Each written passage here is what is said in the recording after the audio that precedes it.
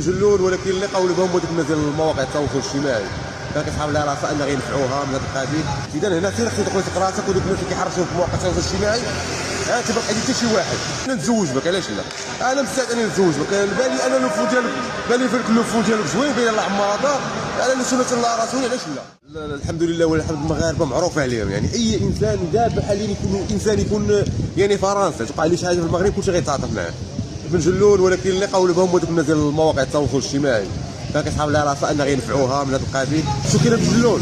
راه كلشي غيتعاطف معاك، ولكن راه السوق راه كلشي كيما غنقولوا غادي غيستهزأ بك، راه ماشي كلشي غيبغي لك الخير وماشي كلشي غيدير، راه كاين اللي غيضحك عليك. وكنتمنى انك تبعدي من هاد المواقع التواصل الاجتماعي. كنشوفوا ان البارح خرجتي من العكاشه ومازال كتصري انك تجيب ديال الطلاق ديالك بهذيك الطريقه. تنظن ان راه كاين القانون، الا بقيتي عاودتي بحال هكا راه غتمشي العكاشه عاوتاني. راه الام والاب ديالك والاخ ديالك الحمد لله ولا الحمد لله هذاك مؤخرا